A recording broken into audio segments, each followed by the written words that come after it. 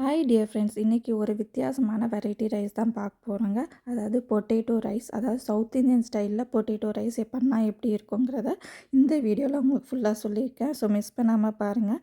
அதுக்கு முன்னாடி நீங்கள் சப்ஸ்கிரிப்ஷன் கொடுக்கலன்னா ஒரு சப்ஸ்கிரிப்ஷன் கொடுத்துட்டு இந்த வீடியோவை பாருங்கள். ஸோ இப்போ வாங்க நம்ம ரெசிபிக்குள்ளே போகலாம்.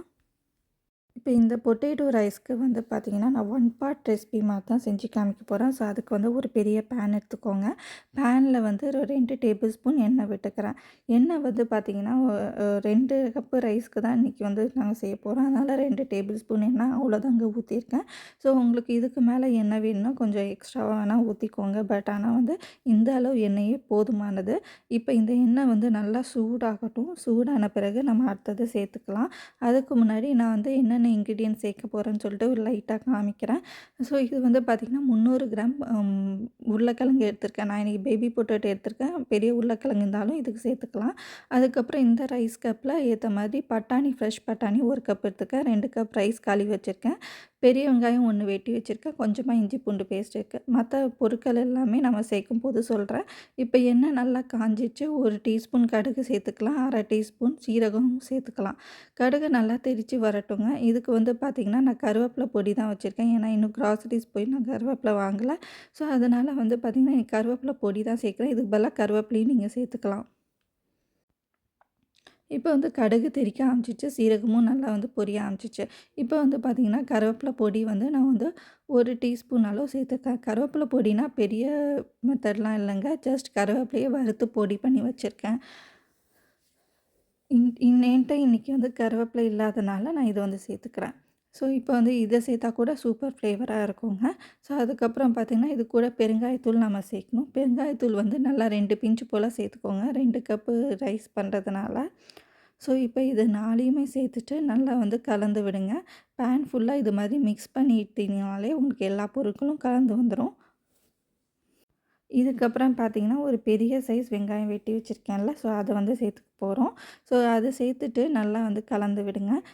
வெங்காயம் வந்து பார்த்திங்கன்னா நல்லா வந்து கண்ணாடி பதம் வர வரைக்கும் நம்ம வந்து வதக்கி எடுக்கணும். இது வந்து வெங்காயமும் நல்லா வந்து வதக்கி எடுத்தால் தான் இந்த பொட்டேட்டோ ரைஸ்க்கு சூப்பராக இருக்குங்க. அதோட பச்சை வாசனை போய் நல்லா இந்த மாதிரி கண்ணாடி பதம் வர வரைக்கும் நம்ம வதக்கி விட்டுக்கலாம். ஸோ அதுக்கப்புறம் வந்து பார்த்திங்கன்னா இஞ்சி பூண்டு விழுது இது நான் ஏற்கனவே அரைச்சி வச்சுருக்கேன். உங்களுக்கு வேணால் நீங்கள் ஃப்ரெஷ்ஷாக கூட அரைச்சி எடுத்துக்கலாம். ஜஸ்ட் 1 டேபிள் ஸ்பூன் மட்டும் சேர்த்தா போதுங்க.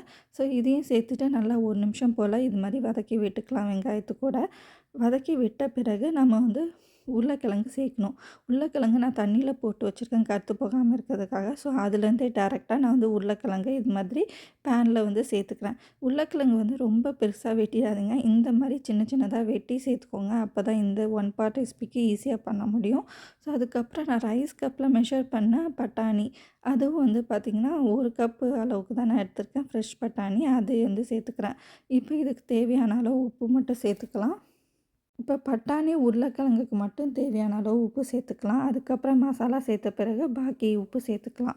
இப்போ இதுக்கு வந்து பார்த்திங்கன்னா 1 1/4 டீஸ்பூன் உப்பு சேர்த்துக்கிட்டு இது நல்லா கலந்து விட்டுக்கிறேன். ஒரு 2 நிமிஷம் போல் இப்படியே வந்து பரட்டி விடுங்க. அதாவது மீடியம் ஃப்ளேம்லேயே நல்லா வந்து பரட்டி விடணும்.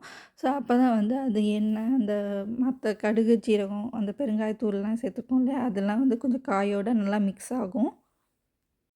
ஒரு 2 நிமிஷம் போல் இது மாதிரி வதக்கி விட்ட பிறகு நம்ம வந்து இதை மூடி போட்டு குக் பண்ண போகிறோம். அதாவது மூடி போட்டு கரெக்டாக 10 நிமிஷம் குக் பண்ணணும். அதில் வந்து 5 நிமிஷம் ஒரு தடவை வந்து நீங்கள் செக் பண்ணணும். நடுவில் ஒரு டைம் வந்து நீங்கள் அது செக் பண்ணணும். சப்போஸ் உங்களுக்கு வந்து அடி பிடிக்கிற மாதிரி இருந்துச்சுன்னா ஒரு 1/4 கப் தண்ணி அந்த டைமில் சேர்த்துட்டு மறுபடியும் ஒரு 5 நிமிஷம் மூடி போட்டு செக் பண்ணிக்கலாம். இப்போ எனக்கு 5 நிமிஷம் ஆயிடுச்சு. நான் நல்லா ஒரு டைம் கலந்து விட்டுட்டு அதுக்கப்புறம் மறுபடியும் மூடி போட்டு பாக்கி 5 நிமிஷம் வந்து வேக வச்சு எடுத்துக்கிறேன். அதாவது பார்த்திங்கன்னா இது வந்து ஃபுல்லாக வேகக்கூடாது. ஒரு 3/4 பத்துக்கு அளவு வேகணும். சப்போஸ் உங்களுக்கு இதில் சேர்த்து உங்களுக்கு வேக வைக்க பிடிக்காது அப்படின்னு நினச்சிங்கன்னா நீங்கள் தனியாக கூட வேக வச்சு இதில் வந்து சேர்த்துக்கலாம்.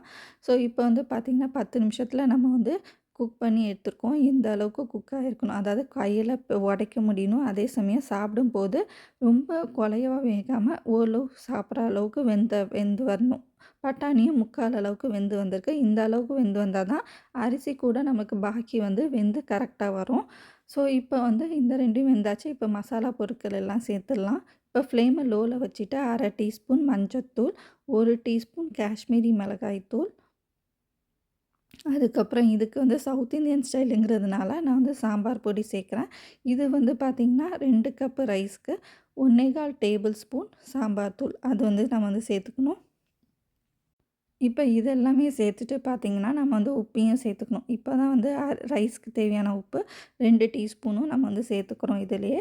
இப்போ இதை சேர்த்துட்டு ஒரு டைம் வந்து நல்லா கலந்து விடுங்க. 1 நிமிஷம் போல் நல்லா இதிலேயே வந்து வதக்கி விடுங்க. அப்போ தான் அந்த காயிலையும் அந்த காரம் வந்து லைட்டாக இறங்கும். 1 நிமிஷம் போல் வதக்கி விட்ட பிறகு, இப்போ வந்து இந்த மசாலா நான் லைட்டாக டேஸ்ட் பண்ணி பார்க்குறேன். உப்பு தூக்கலா இருக்கணும், காரம் வந்து கரெக்டாக இருக்கணும். ஸோ அந்த மாதிரி இருக்கணும். ஸோ இப்போ நான் 2 கப்பு ரைஸ்க்கு இதே அரிசி கப்பில் 6 கப்பு தண்ணி ப்ளஸ் 3/4 கப் எக்ஸ்ட்ரா தண்ணி. இது வந்து பார்த்திங்கன்னா, அது கொதி விடும் இல்லையா?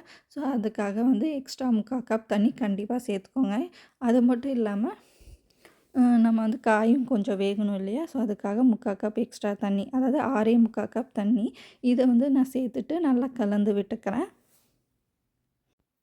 கலந்து விட்டுட்டு இதை ஒரு டைம் டேஸ்ட் பண்ணி பாருங்கள். உப்பு, காரம் கொஞ்சம் சரியாக இருக்கணும். ஸோ இப்போ வந்து பார்த்திங்கன்னா, கொஞ்சம் பாதி கொதி வர வரைக்கும் நம்ம வந்து அப்படியே வந்து விட்டுறணும். ஸோ இப்போ பாதி கொதி வந்த பிறகு நம்ம ஒரு மசாலா பொடி கடைசியாக சேர்க்கணும். ஸோ அது என்னங்கிறத நான் உங்களுக்கு சொல்கிறேன். இப்போ வந்து பார்த்திங்கன்னா, பாதி கொதி மாரி, நுர மாரி வந்திருக்கு பாருங்கள். ஸோ இது மாரி வந்த பிறகு நான் வந்து கரம் மசாலா பொடி வந்து 1 டீஸ்பூன் சேர்த்துக்கிறேன். இது வந்து கண்டிப்பாக சேர்த்துக்கோங்க. அப்போ தான் வந்து உங்களுக்கு வந்து டேஸ்ட் வந்து சூப்பராக இருக்கும். இந்த பொட்டேட்டோ ரைஸ் சவுத் இந்தியன் ஃப்ளேவருக்கு நல்லா வரும், நல்லா இருக்கும். ஸோ இதை சேர்த்துட்டு இதிலே கலந்து விடுங்க. கலந்து விட்ட பிறகு இது கூட நான் வந்து ஒரு கைப்பிடி அளவு கொத்தமல்லி நறுக்கி வச்சுருக்கேன். ஸோ இதை வந்து அப்படியே எடுத்து நம்ம வந்து சேர்த்துக்கலாம். கொத்தமல்லியும், கரம் மசாலாவும் இந்த மாதிரி தண்ணி கொதி வந்த பிறகு நம்ம வந்து சேர்த்துக்கணும். கடைசியா சேர்க்குற மாதிரி இந்த 2 பொருள் மட்டும். ஸோ அதுக்கப்புறம் இது மாதிரி கலந்து விடுங்க. இதுக்கப்புறம் வந்து பார்த்திங்கன்னா, உப்பு, காரம் எல்லாமே டேஸ்ட் பண்ணி பார்த்துட்டு, ஸோ இதுக்கப்புறம் வந்து நல்லா கொதி வந்த பிறகு இந்த மாதிரி நல்லா பபிள்ஸ் வரணும். வந்த பிறகு இந்த மாதிரி நம்ம கழுவி வச்சிருந்த 2 கப்பு ரைஸ் வந்து சேர்த்துக்கலாம். நான் இன்றைக்கி வந்து பாஸ்மதி ரைஸ் தான் எடுத்திருக்கேன். ஸோ இதை வந்து சேர்த்துட்டு ஒரே ஒரு டைம் கலந்து விடுங்க. கலந்து விட்டுட்டு அதுக்கப்புறம் மூடி போட்டு மீடியம் ஃப்ளேமில் ஜஸ்ட் 10 நிமிஷம் வந்து ஃபஸ்ட்டு வைங்க. 10 நிமிஷத்தில் உங்களுக்கு குக் ஆகலைன்னா பாக்கி வந்து 5 மினிட்ஸ் வைக்கலாம். அந்த 10 நிமிஷத்தில் நீங்கள் மூடி திறந்து திறந்து பார்க்கக்கூடாது. ஸோ கண்டினியூஸாக அந்த 10 நிமிஷம் வந்து மீடியம் ஃப்ளேமில் குக் ஆகணும். இதே என் மூடியில் வந்து ஹோல்ஸ் இல்லைங்க. சப்போஸ் உங்கள் மூடியில் ஹோல்ஸ் இருந்துச்சுன்னா 15 நிமிஷம் குக் பண்ணிக்கோங்க கணக்கு. ஸோ எனக்கு வந்து 10 நிமிஷம் போதும். ஸோ இப்போ நம்ம 5 நிமிஷத்துலேயே பார்த்தீங்கன்னா, இப்போ நல்லா வந்து கொதி வந்துட்டுருக்கு. இப்போ வந்து பார்த்திங்கன்னா 10 நிமிஷமாக ஆயிடுச்சு அடுத்து. ஸோ இப்போ வந்து நம்ம வந்து மிக்ஸ் பண்ணி காமிக்கிறேன் நான் உங்களுக்கு. இப்போ வந்து தண்ணி வந்து லெவலாக வந்திருக்கு இல்லையா? ஸோ இந்த ஸ்டேஜ் வரைக்கும் 10 நிமிஷத்தில் நம்மளுக்கு ஆயிருக்கு.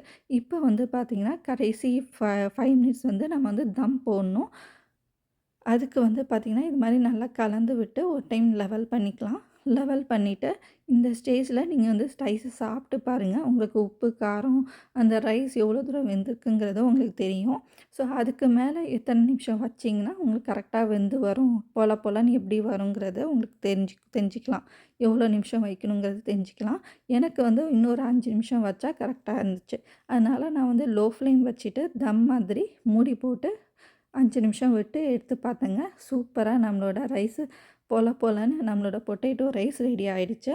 ஸோ இதுக்கு வந்து பார்த்திங்கன்னா, இந்த தம் போடுறதுக்கு முன்னாடி உங்களுக்கு வேணுனா 1 டீஸ்பூன் நெய் கூட நீங்கள் சேர்த்துக்கலாம். அது கம்ப்ளீட்டாக ஆப்ஷனல் தான். நான் வந்து சேர்க்கல. ஸோ இப்போ வந்து பார்த்திங்கன்னா, south Indian style potato rice சூப்பராக ரெடி ஆயிடுச்சுங்க. இப்போ வாங்க இதை வந்து நம்ம டேஸ்ட் பண்ணி பார்க்கலாம். ஃப்ளேவர் ரொம்ப ரொம்ப அருமையாக இருந்துச்சு. அந்த சாம்பார் பொடி, கரம் மசாலா அது எல்லாமே சேர்த்துருக்கிறது ரொம்ப சூப்பர் சுவையாக இருந்துச்சு. டக்குன்னு உங்களுக்கு ஒரு லஞ்ச் பாக்ஸ் ரெசிபி இது வந்து செஞ்சு நீங்கள் அனுப்பணுன்னா இது தாராளமாக செய்யலாம். இப்போ பாருங்கள், பொட்டேட்டோ, பட்டாணி எல்லாமே சூப்பராக வெந்திருக்கு. நான் பட்டாணி ஆப்ஷனலாக தான் சேர்த்துருக்கேன். இந்த பொட்டேட்டோ ரைஸ்க்கு பொட்டேட்டோ மட்டும் இருந்து கூட நம்ம வந்து செய்யலாம். நான் வந்து பட்டாணி எக்ஸ்ட்ராவாக போட்டால் நல்ல ஒரு சூப்பராக நிறைய காய் சாப்பிட்ட மாதிரியும் இருக்குங்கிறதுக்காக வந்து நான் வந்து சேர்த்துருக்கேன். இப்போ ரைஸும் சாப்பிட்டு பார்த்துங்க, ரொம்ப அருமையாக இருந்துச்சு. சூப்பர் சுவையாக இருந்துச்சு. கண்டிப்பாக நீங்கள் இதை வந்து வீட்டில் ட்ரை பண்ணி எனக்கு கமெண்ட் பண்ணுங்கள்.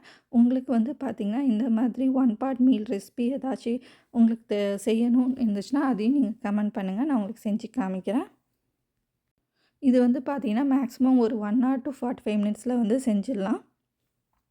டக்குன்னு மார்னிங் எந்திச்சு உங்களுக்கு எதுவுமே வந்து குழம்போ, ரசமோ இப்படி தனித்தனியா வச்சு நீங்க சாப்பிட்றத விட இந்த ஒன் பாட் மீல் ரெசிபி செஞ்சு நீங்க சூப்பரா லஞ்ச் பாக்ஸ் குடுத்து அசத்தலாங்க. ஸோ இப்போ வந்து நம்ம சேனல் ரெசிபீஸ் உங்களுக்கு பிடிச்சிருந்தா லைக் பண்ணுங்க, ஷேர் பண்ணுங்க, கமெண்ட் பண்ணுங்க. மறக்காம சப்ஸ்கிரைப் பண்ணிக்கோங்க.